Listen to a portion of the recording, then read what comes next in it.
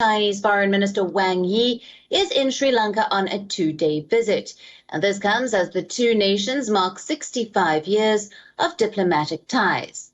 In the latest, Wang Yi held talks with the Sri Lankan President Gotabaya Rajapaksa, during which President Rajapaksa pointed out that it would be a great relief to the country if the focus could be on restructuring the debt repayments as a solution to the economic crisis that has arisen in the face of COVID-19.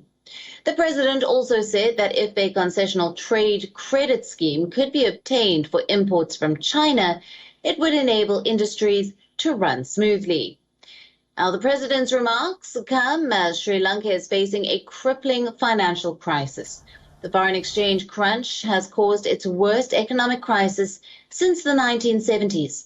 Inflation has hit a record high in the island nation, while the foreign debt continues to rise. As per the government data, China accounted for about 10% of Sri Lanka's $35 billion foreign debt to April 2021.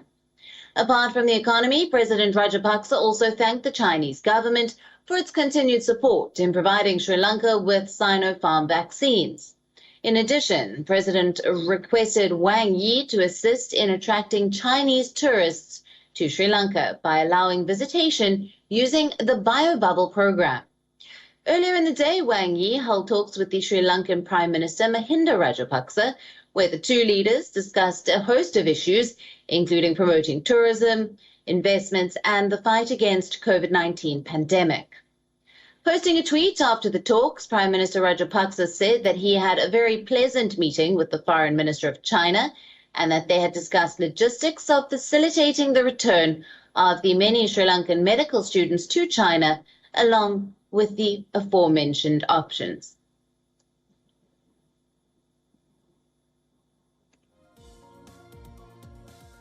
We appreciate China's assistance towards our economic revival and financial stability. There is still a long way to go in establishing normalcy, but we were confident that with support from friendly countries like China, we will be able to overcome these challenges soon. I look forward to continue working closely with you and the government of China. 这不仅为刚刚获得民族独立解放的我们两个国家打开了友好交往的大门，那么而且展现了我们双方不畏强权的民族风骨，打破了西方以意识形态划线冷战藩篱，同时也培育了独立自强、团结互助的米交协定精神。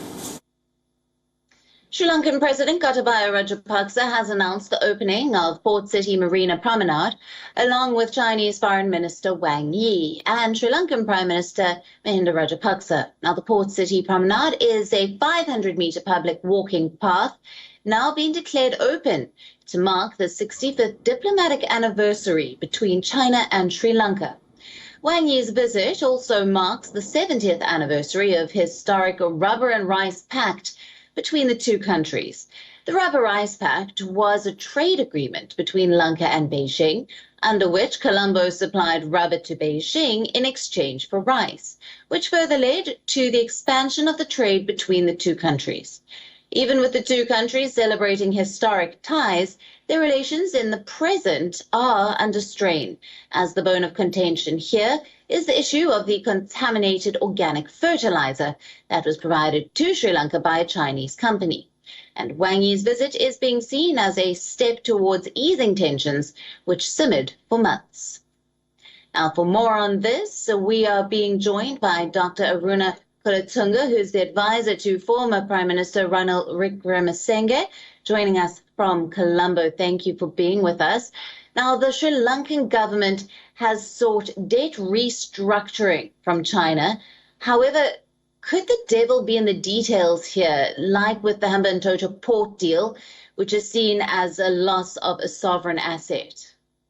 First, let me thank you for inviting me to discuss this with you. Number one, I don't believe we've actually approached China for debt restructuring. What we are looking for is probably at the moment it's very unclear what the government is trying to do. There are very mixed signals that are coming out from the different departments of the government of Sri Lanka. The central bank is saying one thing, the Ministry of Finance is saying something else. There seems to be no cohesion in their messages. And therefore, it's very difficult to say whether we are going for debt restructuring with China or whether we are going for a total package restructuring the whole debt with IMF, or we are looking at ad hoc arrangement with different countries, like with India. With India, we have just negotiated $1 billion line of credit. And we are also negotiating about, I believe, $400 million worth of fuel to be coming in very soon. So there is no such as debt restructuring. Our main debt that has to be paid up this year is not the bilateral debt. It is actually commercial debt that we have taken over a long period of time when we were, all the governments for the past 20 let's say about 4 decades now, had mismanaged our finances, and this is the result of long years of mismanagement. And due to that, we are in a very critical stage today. It's not about selling assets. It's not about state assets. It's survival for us. And therefore, I believe whatever that we can do in terms of getting some of the cash to, for example, today, there will be power cuts. So I'm not quite sure how long we can do this interview. There will be a 2.5 power cut coming very soon. So, and that will be a power cut that is going to go on for several months because we run out of fuel for the power generation. So it's a critical situation that Sri Lanka is in. And we have to restructure the debt. As to how we are going to do that, there's zero indication from the government as to how we are going to proceed. Right. Now, Doctor, just to go back, China's growing influence in Sri Lanka has always concerned New Delhi. Now, at a time of such financial crisis, the Chinese foreign minister's visit and the push for China's One Belt, One Road project could have major implications for India's security concerns. Let's look at it a different way. Today's visit was a mere PR exercise. In fact, if you look at the history of what happened today, we are celebrating what is called the 65th anniversary of the Rubber Rice Pact with China. In fact, it was President Nehru who negotiated that pact, who was involved in that pact at that time, 65 years ago. So things have changed, obviously. There we are I mean, regionally we have a problem. We completely understand that.